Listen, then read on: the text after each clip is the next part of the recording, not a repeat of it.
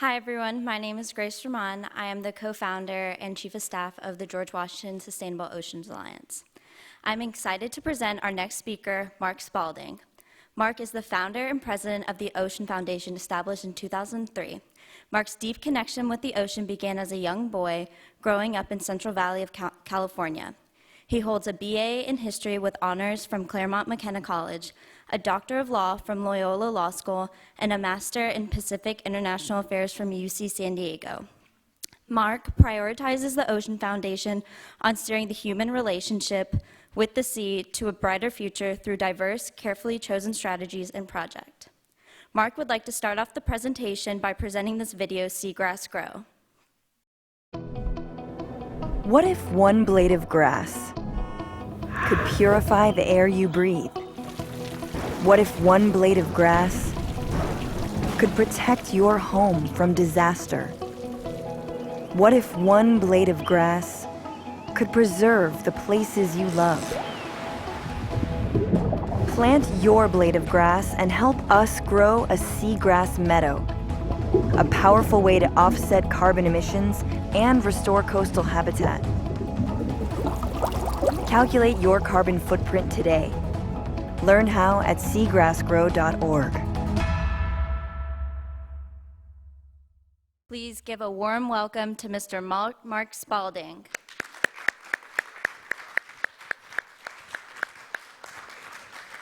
Thank you very much. Appreciate it. Do I have? Great. Great. All right.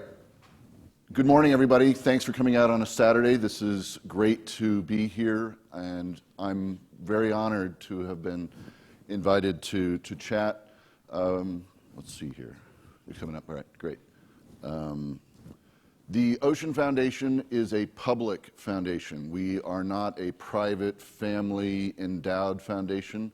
We work with many, many individual donors, corporate donors, sometimes government agencies to do their philanthropy for them. So we're an intermediary, and so we get to work on many, many different things. Like David, who just talked to you, I'm from California and have spent a tremendous amount of my life on the coast, in the ocean, working on ocean issues.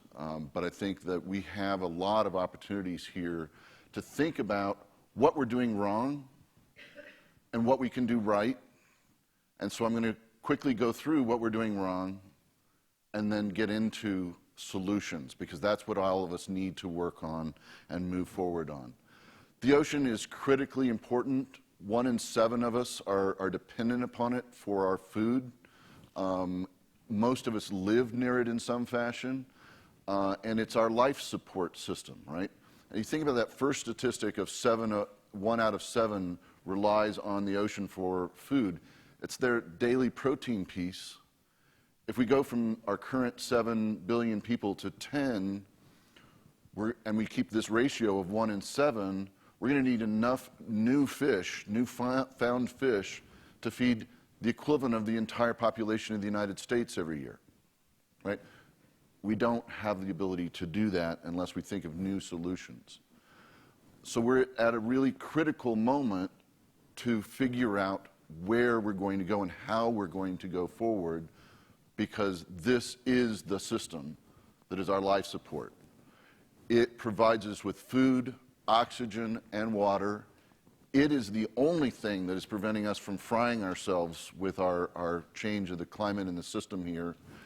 The whole system provides us with water, as David opened up with. This rain is from our ocean's ability to clarify and purify our water. And then it's part of us. It's part of our culture. Whether you're a surfer or a diver or a sailor, or just someone who likes to go and be at the beach and look out. There's a reason why ocean view is one of the most valuable phrases in the real estate market, right? It's why you can charge more for a hotel room with an ocean view. There's something about the ocean that just draws us in and makes us feel better. All right, I already mentioned population growth. we're too many people, we're taking too much out of the ocean. We're emitting too much carbon, too much methane. We're wrecking the chemistry of the planet. Our income disparities and our resource extraction are basically out of control. We're taking too much out of the ocean, and we're taking too much good stuff out of the ocean and putting too much bad stuff in the ocean. I'm going to talk about a couple of these in more detail, but we have a lot of threats to the ocean: climate change, acidification, bad fishing practices, marine debris, nutrient loading, chemicals. Our pharmaceuticals that we use to keep ourselves healthy, balance our metabolism, et cetera, we pee, they go in the water, they go in the ocean, right? We're changing what's out there in the ocean literally and introducing drugs that are great for helping people's brains work better. We're basically feeding them to the fish. We don't know what we're doing or how we're doing it. We're overdeveloping our coastlines. We're armoring our coastlines. We are putting noise pollution in the ocean. All of this ends up being this cumulative one hit after another for the ocean. I'm most worried about this combination of climate change and ocean acidification, right? We are emitting so much carbon, and that carbon ends up in the atmosphere, and then it ends up in our ocean. Our ocean is our biggest carbon sink, and we are just loading the place with carbon. Meanwhile, all of those other harms I mentioned have destroyed seagrass meadows, taken mangroves out, et cetera, so the ocean's ability to be a carbon sink has diminished. We need to restore its capacity. So, because of climate change, our ocean is getting warmer, which causes it to expand. It's causing ice to melt, which causes the ocean level to rise. We're seeing, nuisance flooding, if that's the correct political term in certain states, all the time already. This is not something that's going to happen in the future. We also know that we have a tremendous number of severe storm events that are causing coastal erosion, flooding, et cetera. We can predict some of this, which is great, right? If we know what the temperature of surface seawater is in the Sargasso Sea, we can fairly accurately predict how much rain is going to fall in the Midwest, right? So what? We need to actually understand how we're changing the system and what we can do about it going forward. Ocean acidification is all of that carbon that ends up in the ocean that doesn't get taken up by photosynthesis, by plankton, by seagrass, by mangroves, kelp, et cetera. It becomes dissolved carbon, and it changes the actual chemistry of the ocean, the pH of the ocean, right? Simple visual is take a piece of chalk and put it in a glass of water, nothing happens. Put it in a glass of vinegar, and it starts to bubble and dissolve, right? Shellfish, clams, oysters, bivalves, all these things, corals, have that same sort of calcium that that piece of chalk has. So if we change our water from more like water and more to become more like vinegar, those things begin to dissolve. This photo is of a sea butterfly, pteropod, and their shell is made of that. That is the base of the food chain in the ocean. If we fry the shells on these little tiny critters, we're taking the bottom out of the system to feed our planet. This is the scariest thing happening to the ocean right now.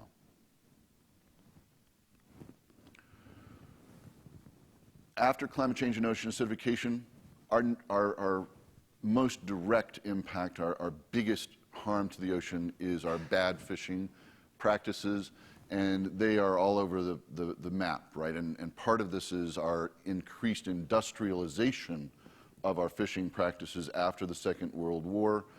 And the end result is we reached what I call peak fish in the mid-1990s. The tons of fish we take out of the ocean have remained basically flat since then, right? So unless we stop fishing in some places and to some degree and allow the biomass to recover, unless we restore habitat for fish and allow the biomass to recover, there is not going to be more fish coming out of the sea than we already are getting year after year right now. And we may be reducing our ability to get that fish by how much we're taking out even still. We see that a lot of our fisheries are overfished or fished at their limits. And there are probably only 3 countries in the world who are even trying to fish at the level that scientists suggest we should stay below. Our country is one of those countries that's trying. And there is a full force effort on our Magnuson-Stevens Fisheries Management Act to roll back some of those rules on science-based fishing in our country, right? So even a country that is focused on trying to prevent overfishing, you know, the politics, the political will has to be there to even keep that in place, much less succeed. We're also taking a tremendous amount of fish out of the ocean to feed other things, right? Chickens, pigs, cows, other fish and fish farms. We're taking a tremendous amount of fish out for those things. So even if it's not something you think of eating, you're still part of the chain of vacuuming up fish out of the sea.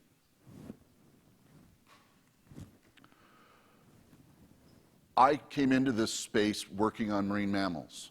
That was the thing that I was most passionate about, that got me excited working on whales. And so I ran the National Whale Fund. I worked on a couple of other things. And this is a piece that I'm personally passionate about, worrying about how these animals are dying due to interaction with nets, noise pollution, illegal whaling, et cetera, et cetera. But you think about how this all adds up, right?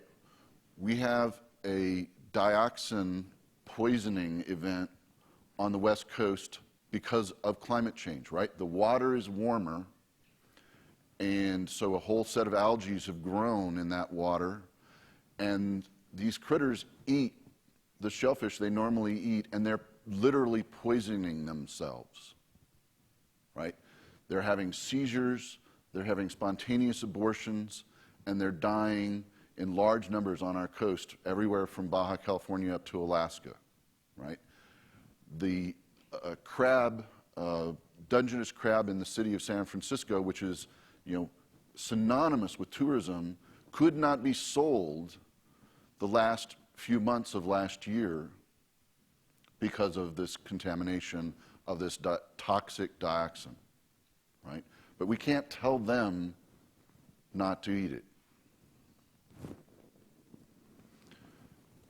David talked a bit about marine debris. This is really all on all of our minds. And there's a lot of different kinds of marine debris that we're all worried about, but plastics in particular, right? And he already described how this plastic is getting to be smaller and smaller pieces that are like dust that end up in our food chain and we end up eating. But we're also learning that bacteria and viruses attach to those little particles of plastic much more readily than anything else. So we've created a delivery mechanism for disease and contamination of our animals in the ocean through our plastic. There is no economic way to go out and spend the energy to collect that plastic, get it out of the ocean, and convert it into something else. So what we have to do is stop it from getting in the ocean in the first place. We have to stop using it. We have to figure out new ways. A lot of this plastic ends up breaking down into small pieces, and the quantities are mind-boggling. We even had a study that said the amount of plastic in the ocean is going to end up outweighing the number of fish in the ocean. And that's just, frightening that something, as David said, we invented to deal with wartime shortages has become so ubiquitous and so thrown away that it's going to outweigh our fish in the ocean.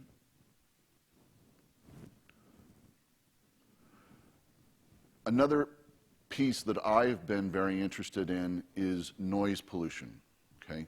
Sound travels much more easily in water than it does in the air. It is a wonderful medium for transmission of sound. We know that blue whales and other critters communicate with each other over entire ocean basins. Right?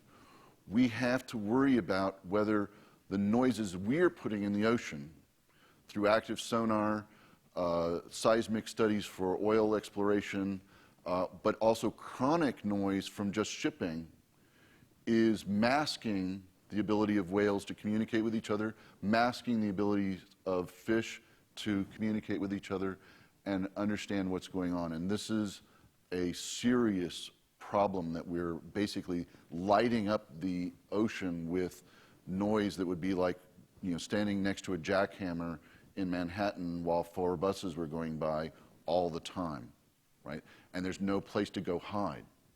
Right?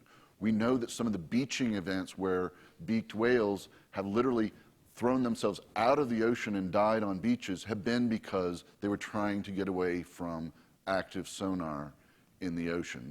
These bursts of acute noise intended to allow the Navy to light up ships and submarines and other combatants in the ocean. And we have seen, in necropsies, the blood inside the ears of these animals that were destroyed. So all of that's the bad news. All of that is why I worry. That's all the reason that we created the Ocean Foundation, to try and get more people to do more for the ocean. But we have things that we can do. We know all of those threats. David said this, already. We know what these threats to the ocean are, and we actually have a really good idea of a lot of the solutions. And so we have to understand those solutions and pursue those solutions.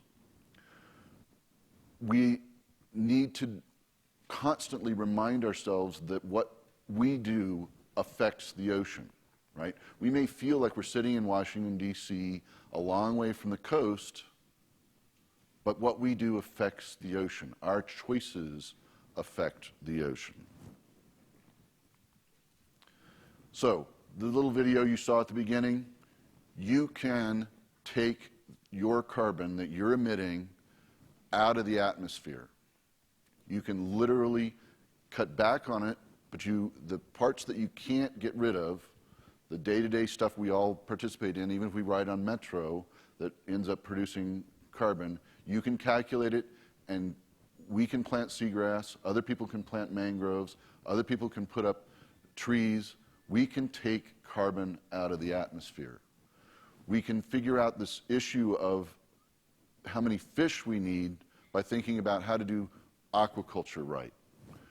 We can build resilience by protecting places and restoring habitat so that these changes in chemistry, changes in temperature, can be balanced as much as possible and buy as much time as we can. We also have to think about scale. While doing things at scale is a business mantra, scale is often the enemy of sustainability. We have to think about the fact that industrial scale, global commerce in fish is what's wrong. We know how to do, and did it for centuries, small scale, local consumption of fish. It's when we decide that it's okay to have this global trade, industrial scale commerce around the world.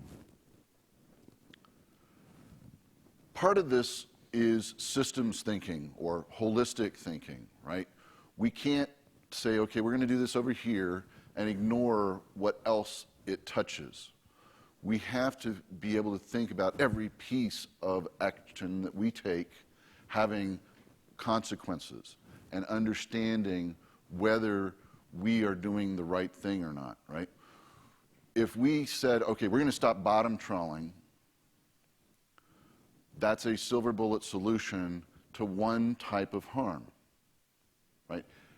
It is important to do, but we have to think about, okay, are those boats going to go out of the fishing business? Are the fishers who work on them going out of the business? No, right? We took great pride in the fact that through the introduction of ITQs, we cut the number of boats and fishing in half in the halibut and sablefish fishery in Alaska, where I used to live. But every single one of those boats, every one of the fishers who stopped targeting those species went and targeted something else, right? So we have to think about the whole of the system we're dealing with, not just single things. We have to, as David mentioned, Ian Urbaina's coverage of human rights in the ocean, right?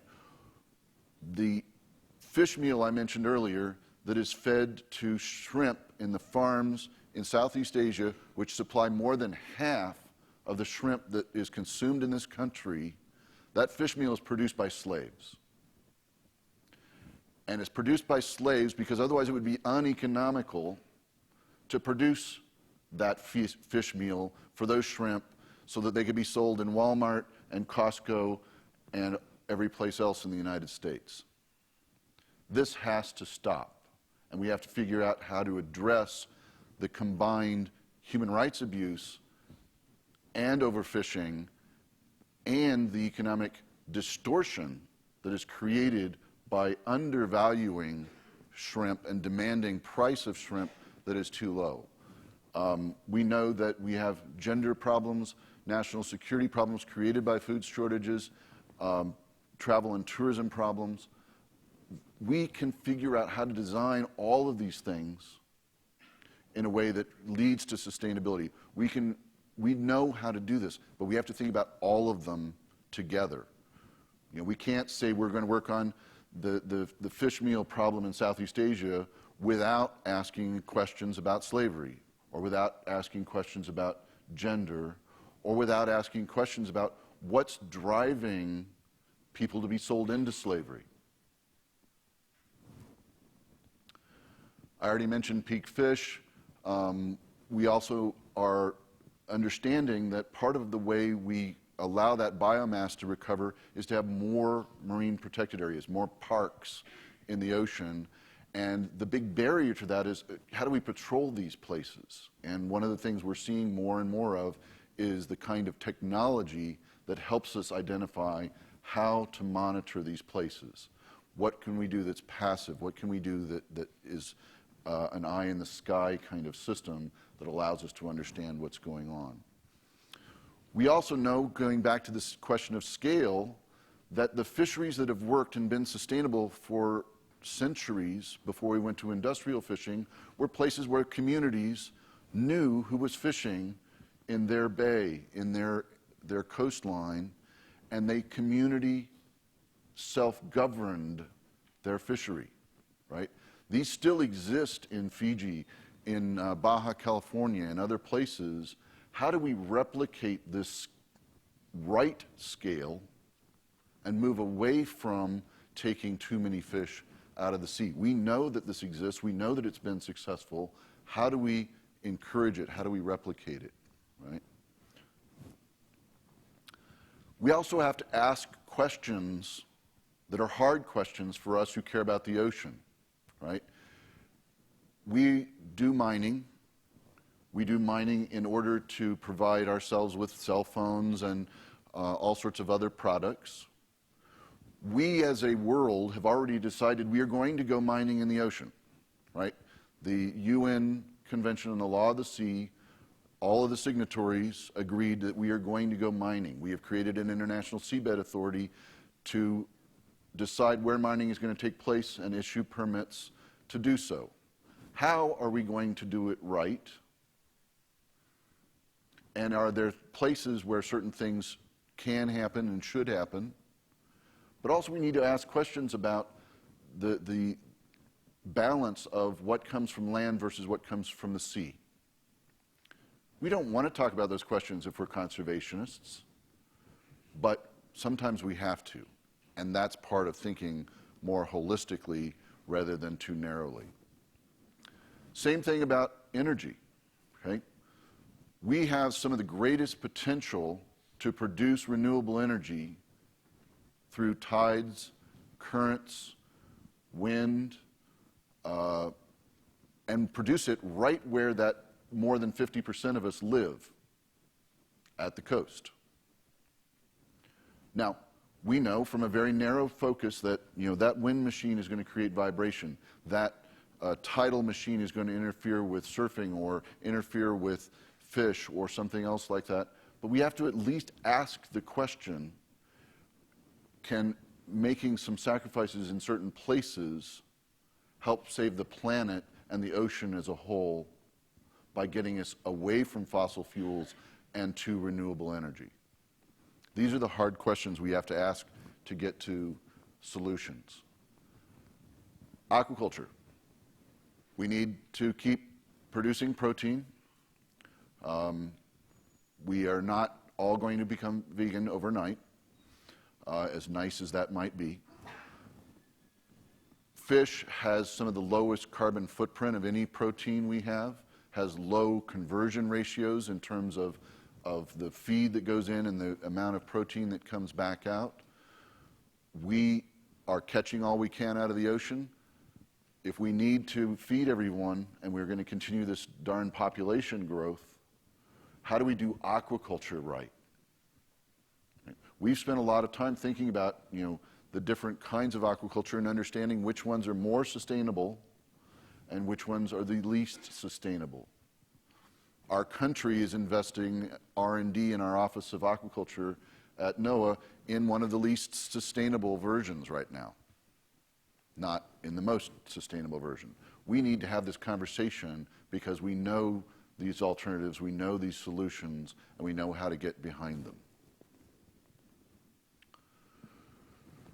We're doing restoration all over the planet, okay?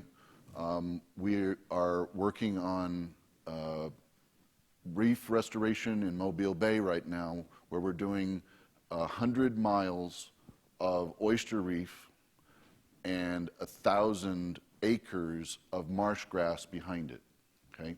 That's a pretty large-scale restoration effort. It takes the state government, it takes the federal government, it takes a bunch of different organizations to make that succeed.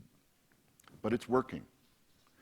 And we've even seen in major storms that the places where we've got the restoration done, that the properties behind it were protected, and those on either side were not. We have a tremendous number of people working on sea turtle conservation around the world, which is helping us understand beaches, where they nest, and temperature and climate change, but also diseases and how to address these things. How do we ensure that the conditions that allow sea turtles to continue to thrive on our planet can continue to exist? We know that answer. We just have to do it. One of the places that I worked was a place called Laguna San Ignacio in Mexico. There was a proposal to build an industrial salt-making facility in this lagoon. The lagoon had World Heritage protection, park protection, flora and fauna protection, et cetera, et cetera. There was no reason to propose an industrial facility there, but it still took 5 years and millions of dollars, frankly, in fighting this to get it canceled, right? But we know how to talk through these questions, and we know how to talk about the jobs versus the environment debate, because this place, because of the whales, is one of the most lucrative and popular places to go whale watching in the world. It's a place where the young whales will actually come up to boats and people can pat them like a horse sticking its nose over a fence. It's amazing and it's special and we need to protect it. And if we take away a place where baby whales are born, what are we doing? Marine protected areas I already mentioned. Even in Republican Orange County, we are putting together our chain of marine protected areas. This needs to continue and continue to build because we know it works. We know that biodiversity recovers. We know that we get more fish and we get more balance in our system. On Monday last week, the UN negotiators began negotiating a treaty regarding biodiversity beyond national jurisdictions. All of the MPAs we have right now are only in national waters. There is no park, there is no protection for the biodiversity that is beyond national jurisdictions. We are just beginning to negotiate to get that now. The video, how do we restore the ocean's ability to take up carbon? This is our best carbon sink. This is our opportunity. We can do this. A lot of what we've already done is what is going to make this successful, okay? The biggest meadows of seagrass in the United States surround the state of Florida. We lost almost half of them because of water pollution. Because we got the Clean Water Act and the Clean Drinking Water Act passed and enforced, the water quality that's going into the ocean is such that we can put the seagrass back and it can actually recolonize and succeed. But we have to keep those water laws in place and enforced to do that if we're going to reestablish the ocean's carbon uptake ability. This is just the tip of the iceberg as well, right? We're talking about seagrass and mangroves. Those are the only plants in the ocean that we have a certified methodology, which is not even a year old yet, to calculate how much carbon they take up and understand how to measure that, right? Now the good news is seagrass and mangroves take up more carbon than field grasses and forests, and they don't catch on fire. They take it up slower because they're doing photosynthesis underwater, but they move it into the sediments, and unless we go in with a boat and drive the sediments up into the water column, they stay there. We have an ability to store carbon for literally thousands of years in marsh grasses, seagrasses, and the sediments in mangrove areas. This, if we're figuring out what to invest in, this is a good investment. Our Seagrass Grow program, we've been planting seagrass, we've been repairing damaged meadows since 2008. We've done a lot of this restoration in Florida and Texas. We've done marsh grass restoration, as I mentioned, in Alabama and in Rhode Island. And we now know how much carbon that takes up, which is why we worked on getting this methodology certified so that we can offer folks offsets for their carbon footprints. We want everybody to reduce their carbon footprint first, and then those pieces that they don't can be offset. We're also trying to work on incentives for doing something about marine debris and plastic pollution in the ocean. We've partnered with JetBlue to understand how much revenue they make per mile, per seat on their trips to the Caribbean, and map that across all of their destinations in the Caribbean. And then we mapped the beach marine debris in those locations. And it is an almost perfect negative correlation. The cleaner the beach is, the more revenue they make. Right? We've now gone the second step, and we'll be issuing a report this summer proving that that is statistically significant. That means that airlines, hotels, et cetera, in the Caribbean will make more revenue just by having their beaches cleaner. Right? Now, we in the conservation community always believed that clean beaches were better than beaches filled with pollution and looked better, but we now have the math to prove that having an investment in robust solid waste management in the Caribbean is going to create more revenue and pay back the investment. This is a creative, I hope, way to make this argument and put more effort behind doing something about, let's not get the marine debris in the ocean in the first place. We've also said, how do we use the markets to get people to put money behind goods and services that are actively good for the ocean? Right? We know what the threats are, we know what the solutions are. Which industries think they're going to make a profit off of solving some of these threats? Right? Simple example, we know that we're introducing alien invasive species to our bays and harbors. The solution to that threat is to clean the ballast water before we dump it. The industries who might be working on that are the chemical treatment industry or the filtration industry. And we found a company in Europe that does filtration combined with UV light treatment. Okay? This may be one of the best technologies to address this threat. We know that the International Maritime Organization is going to require ballast treatment as soon as we get one more signature on the agreement. And we can address this problem, right? And there are companies out there who believe investing in these technologies are going to make them a profit.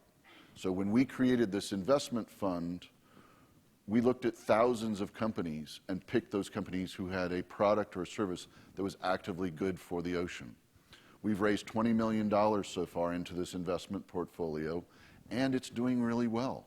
It's doing as well or better than the market. We are here today partly because we want to do more to have organizations like this alliance.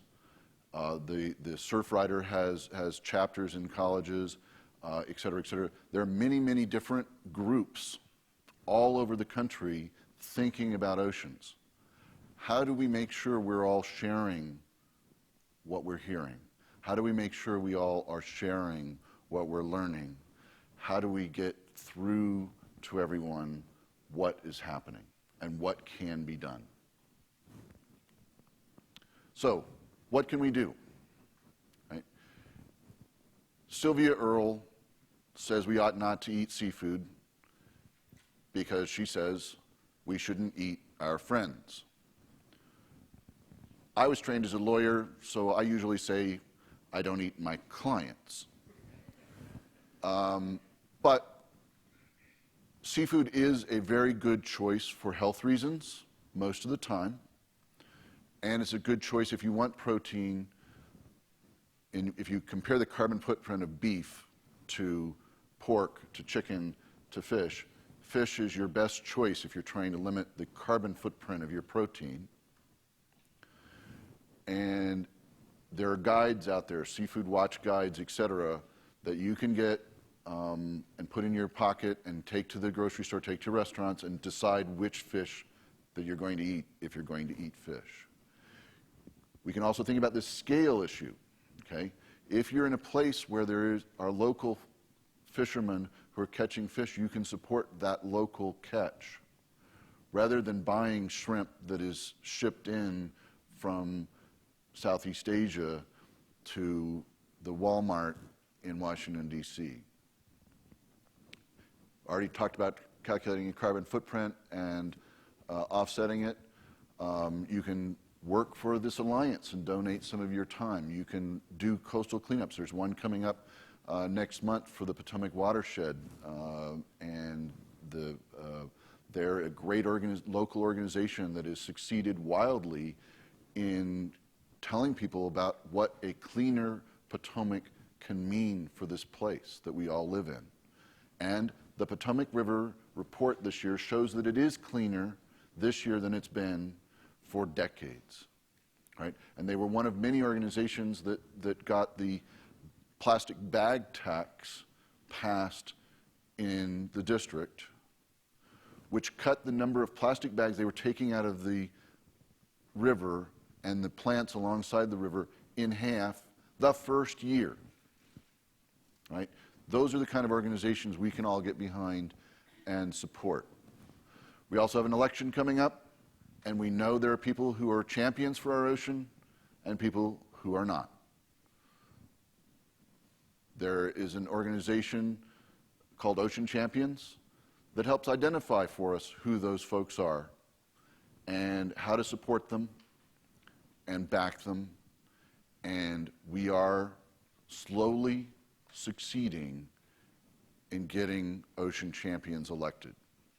David also mentioned the Sea Party. Right? We can organize ourselves and talk about politics and the ocean, and we should. We've invented all these darn chemicals for all kinds of applications that we don't need.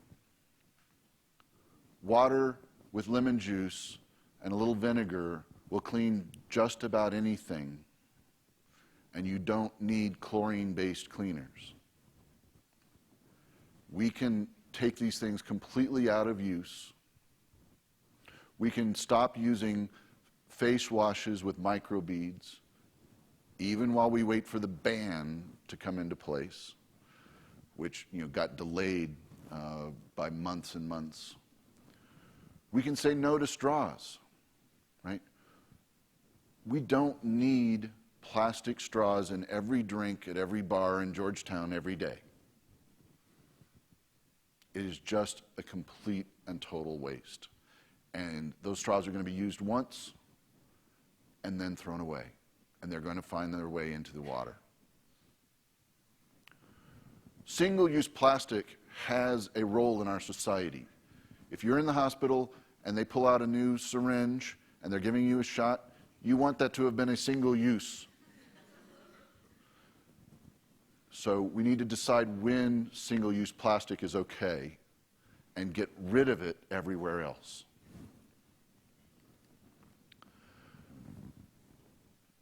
Georgetown is not near the metro. So to get here on public transportation, you have to take the metro and the circulator or a bus. But you can and should do that every chance you get. The carbon footprint of basic transportation is one of our easiest places to make personal changes. Right? When I fly from here to California for a Surfrider board meeting, that's the equivalent carbon footprint of a household of 4 for an entire year. Right? So we have to choose whether it's worth it to put that carbon in the air every time we do it. And we have to understand what we're doing,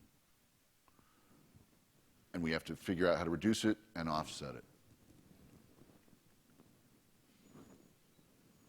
So think of this as our responsibility, our opportunity to be good stewards of the ocean. Thanks very much.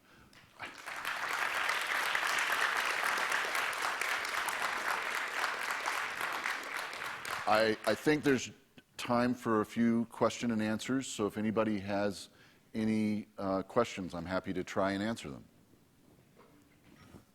They've got mics down here in front if you want to come down for that. Thanks.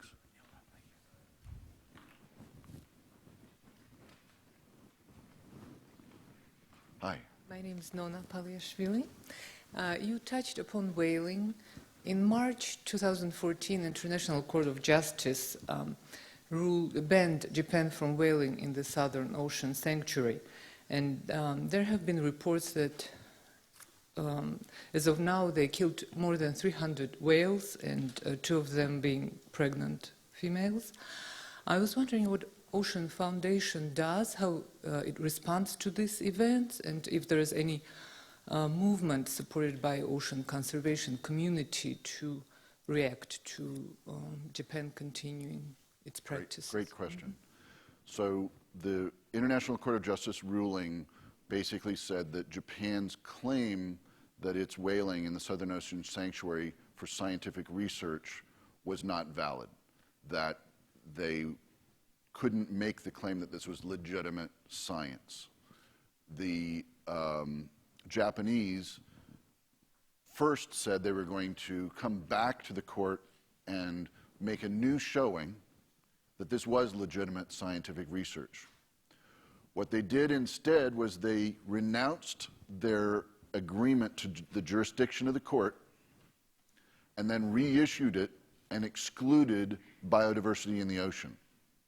So they said, we are willing to be brought before the International Court of Justice, but it can't be about biodiversity in the ocean.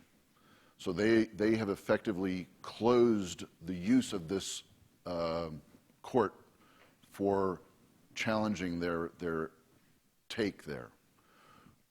We have been supporting the International Fund for Animal Welfare, Greenpeace, and others who are challenging Japan's whaling in the Southern Ocean Sanctuary, both on the water, but also in Japan, talking to young people who care about animals, about why they shouldn't be supporting a government who is subsidizing this effort because it's not economical, it's not none of those things. We have to realize that this is a geopolitical problem, right? They are worried as an island nation that if they get this taken away from them, what's next and what's next and what's next on the biodiversity in the ocean that they rely on to feed their country.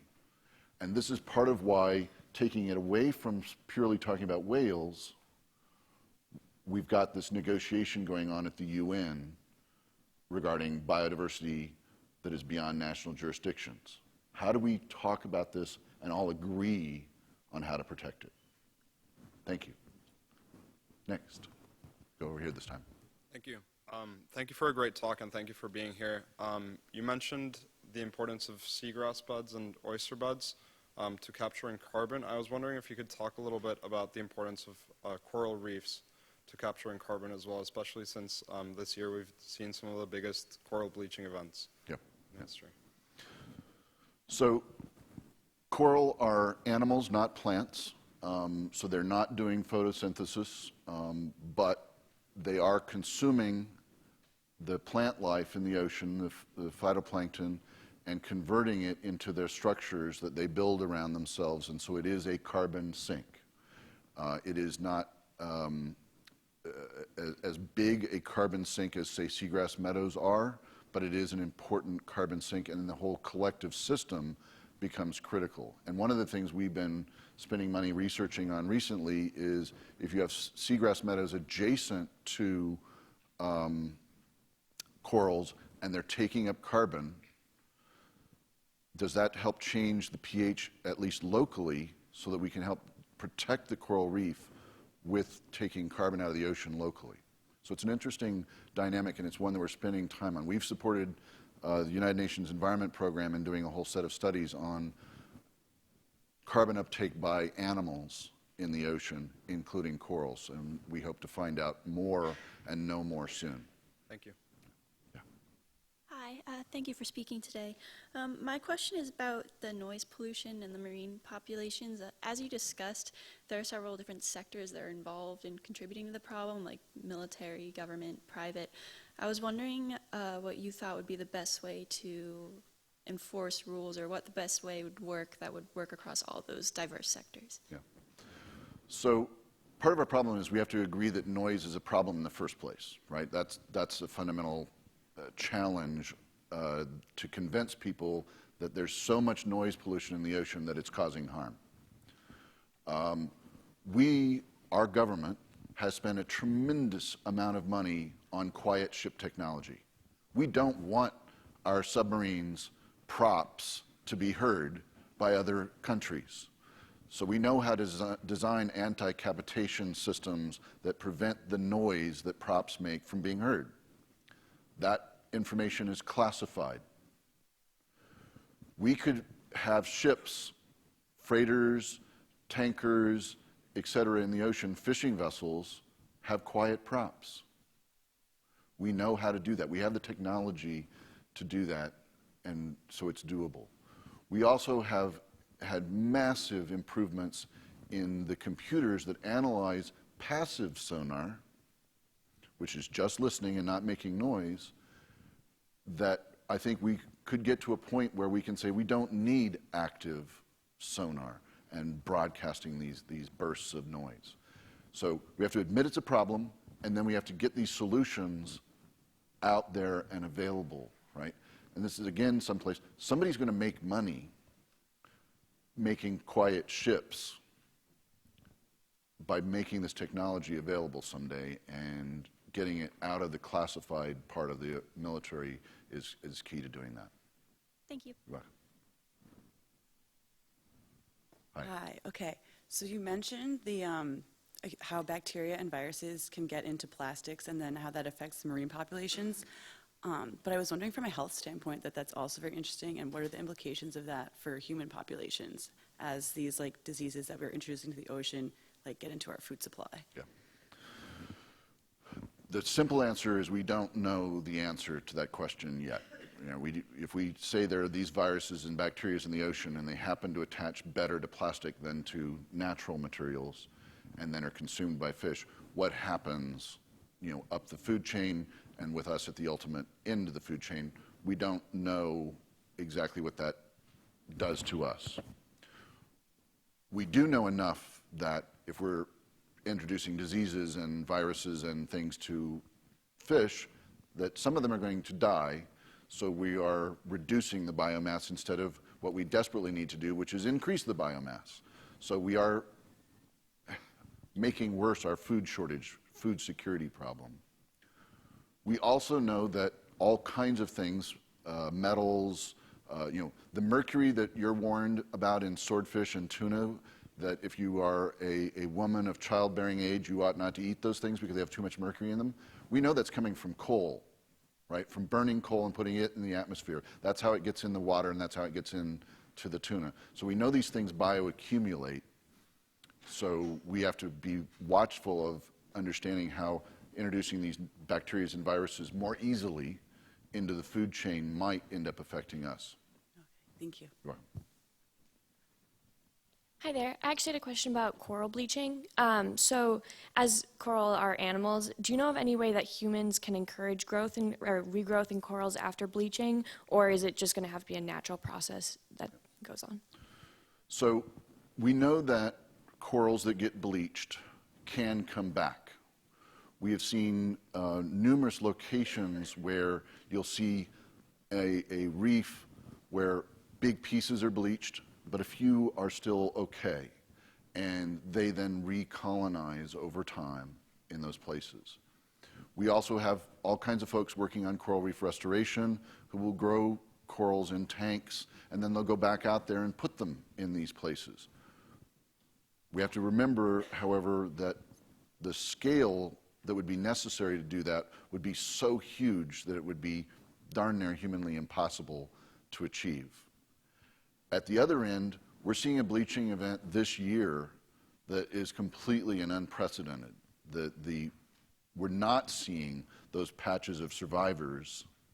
We're seeing entire loss. We're talking about the Great Barrier Reef having entire sections of loss, not just pieces.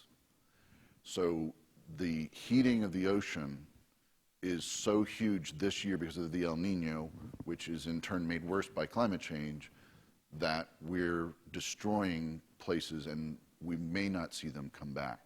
And they're critical, and so losing them is critical.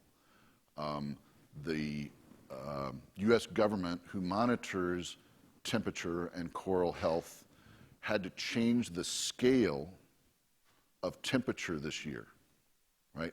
It's always been, I'm going to make this number up because I don't remember, but it was always 3 to 17 centigrade, and they had to go to 27, and they've had 3 places exceed 27, right? So we've got a horrific event, bleaching event happening this year right now, and it doesn't help us. Thank you. Yeah. In the light of recent developments like the destruction of the Great Barrier Reef in particular this year, has your opinion of the UN Development Goals changed at all? Do you believe it's sufficient? Do you believe it's insufficient? What do you think should be done to adjust them? Yeah.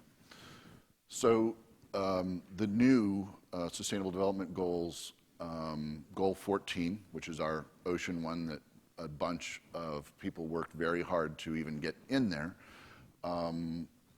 I think is supported by about 7 of the other goals.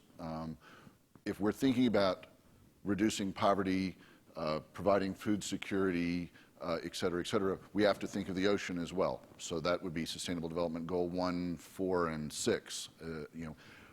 This is a critical way of thinking about this.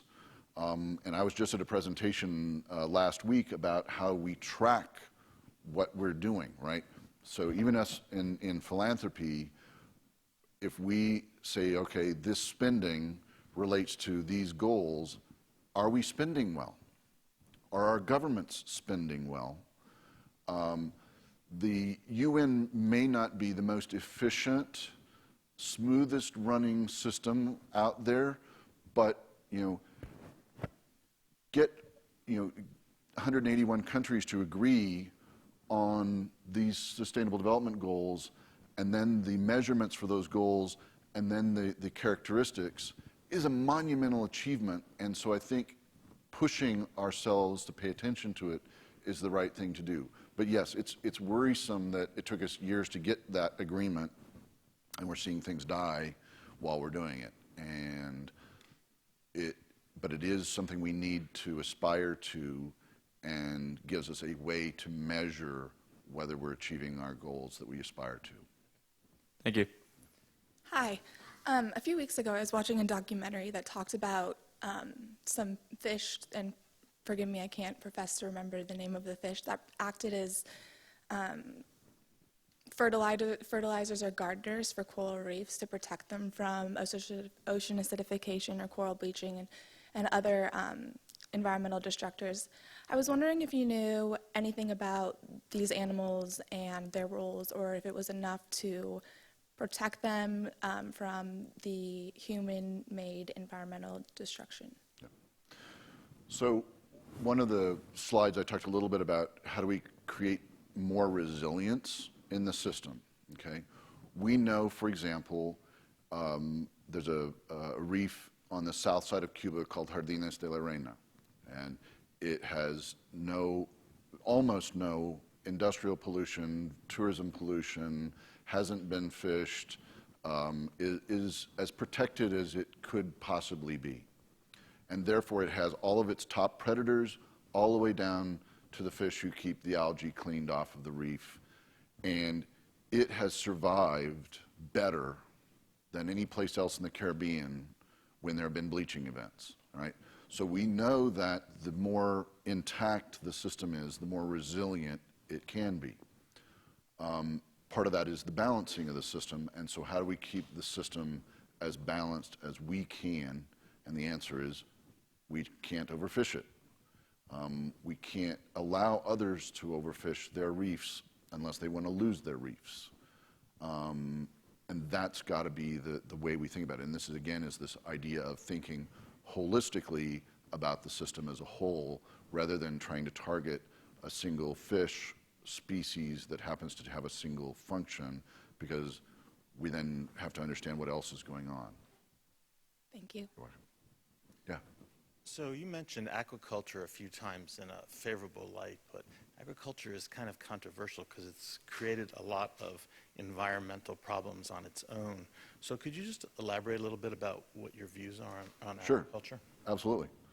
So aquaculture has been practiced for thousands and thousands of years. If we think about that, we even have some great photographs from hieroglyphics in Egypt showing raising of fish in farms on floodplains where crops were being grown. We also did that for hundreds of years in this country with catfish on the floodplains of the Mississippi River. China has done that kind of floodplain polyculture balanced systems there for thousands of years. All right? The fact that those types of activities have lasted thousands of years is at least one measure of sustainability. The controversial, challenging type at the other end is our open pen salmon farms in British Columbia that have introduced diseases to wild animals, have produced escapes, caused those salmon from the Atlantic to displace the Pacific salmon, caused localized water pollution, et cetera, et cetera. So if we have this continuum from something that seems more sustainable to things that seem less sustainable, how do we stop investing in this and invest more in this? We're also seeing the advent of what are called closed system recirculating aquaculture. This has been really helpful in blighted urban areas. Take old abandoned warehouses, put tanks in them, and grow fish inside those tanks. You have very little chance of escapes, disease introductions into the wild. If you're complying with local water pollution laws, you aren't dumping any bad things into the water. The success of this was shown, at least for a little while, in Las Vegas. There was a shrimp farm in Las Vegas. And water is very precious in Las Vegas. So you're like, what are they thinking? Well, it was a closed system. They lost less than 4% of their water every year. They ran the entire facility on sun and wind energy. And they produced all of the shrimp for all of the buffets in all of the casinos in Las Vegas, and even began exporting shrimp to Southern California. Now, they still had the fish meal problem, right? The imported fish meal to feed the shrimp. And so they were working hard on trying to figure out a solution to that.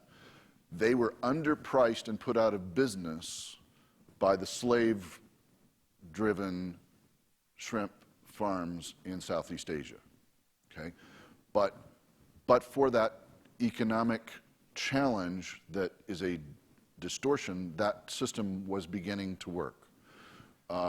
There's another facility called Bell in, I believe, Indiana, who basically is building closed system aquaculture facilities for 5 different species, and they've located their farms to be less than 8 hours from most major cities in the United States. So they can collect fish and deliver it in the same day, right? There's an experimental fish facility in Baltimore that is growing Mediterranean sea bream, okay? And the local chefs in a number of the restaurants in Baltimore are experimenting with buying this sea bream and selling it in white tablecloth restaurants.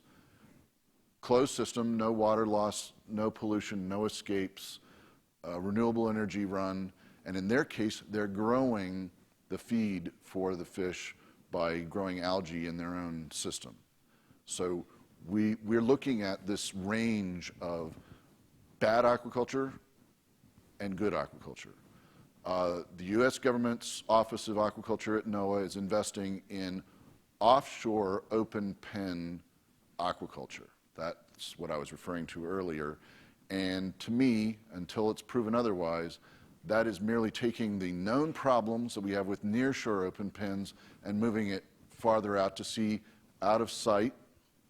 And yes, we may have some more dilution at deeper water and faster currents, but we also have a bigger carbon footprint to go out there and feed those fish and collect them and manage those pens. So we need to really think holistically when we are designing aquaculture. So I'm very concerned about the R&D program started by the Bush administration and continued by the Obama administration on offshore open pen aquaculture. Phil. It's great to see so many people. Yeah, very much. Most people don't have a frame of reference. I know we have decades. We see all these presentations, the ocean's in really bad shape, and there's all these little micro projects everywhere doing something. But I keep hearing over and over and over again, we know the solutions. We didn't know the solutions a couple decades ago. We didn't even know the life histories of most of these animals, let alone an interconnected web. Where you travel a lot, you're exposed to people all over the world. There's more conservation and marine issues now than ever. We have precedents of what good management is that we didn't have 20 years ago. Those were just theoretical. But again, we always come back to there's not the political will to solve the problem. It would be really interesting to hear from your perspective. Now in the 21st century, we have all this social media, we can communicate instantly, we're all connected to each other anywhere in the world instantly, and we still don't have the political will. How do we build a movement that actually focuses on moving governments to implement solutions that we know, and do you see us going that way as a global community, or are we still fragmented and we're each working in our own backyard? Great question. By the way, Phil Klein is a Greenpeace activist, but he's a former commercial fisherman, so he knows what he's talking about from the entire arc. I do despair that we're still fragmented and we aren't building the political will, and I think we succeeded in this country in demanding changes in our fisheries management law to try and get at overfishing, and our managers drug their heels. Our fishing industry opposed the measures, continue to oppose the measures, are pushing in the New England Council, Fisheries Management Council, to drop those things.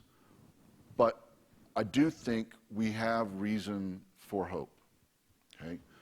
As Phil said, we didn't know these solutions just a few decades ago. We didn't even know the nature of the problems 2 decades ago. If you look at the history of news coverage, we weren't even talking about ocean conservation, ocean environment issues in the newspapers and television, et cetera, a few decades ago. We are seeing a rapid change in the conversation and getting the word out. We're seeing more organizations formed. If you think about it, most of the ocean-focused organizations, Surfrider, Ocean Conservancy, et cetera, are just turning 30 years old, right? And those are the oldest ones. Many other organizations are even younger than that. The ones who are focusing on plastic pollution are all less than 10 years old, right? We are seeing a fundamental shift in the conversation, and we have these greater tools to share that conversation, and we have the opportunity, therefore, to create that political will. And I think if politicians know their consequences for voting against the ocean, and they hear it from all of us, we will get somewhere. David lives in California. The real estate commercial developers in California basically just kicked out the head of the Coastal Commission, which has been the bulwark of protecting California's coast, right? Surfrider Foundation and other organizations turned out literally thousands of people in a location that was purposefully chosen so that public couldn't turn out, to protest against the firing of the head of the Coastal Commission. Now, he got fired anyway, but we were all pissed. We are not standing for this, and we're not standing for the rollback of the protections of the California coast, and we're not standing for the real estate developers taking out the head of the Coastal Commission. And David and other people are making sure that that is repeated over and over again in the communities in California. And I think that's how we have to get where we're going. Add to that. Add to that a little, which is Sam Farr, who's one of our ocean champions, congressman from California, says this is the only state where you can get elected or lose your job based on your positions on coastal protection and offshore oil. But it turns out that's changing.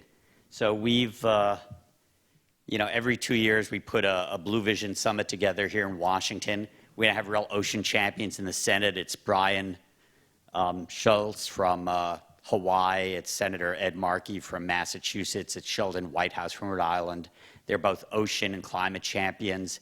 And we've got growing numbers. As I say, we just had, last spring, we had our 5th Blue Vision Summit, which brings people together from everywhere. And we had a Healthy Ocean Hill Day, and we had the largest citizen lobby for the ocean in U.S. history. We had 24 state delegations, 163 meetings with 9 senators, direct meetings, 25 Congress members, plus all our staff people. And we put down markers against offshore oil, and that was the beginning of a big fight that stopped offshore oil plans for the Atlantic coast. And we're going to stop it in the Gulf ultimately. And we're going to do it again. And we also lobbied for a bipartisan bill against IUU. What is it? Illegal, unreported, and unregulated fishing, pirate fishing. And amazingly, it passed unanimously in the Senate. The House passed it. It went to President Obama, who signed it.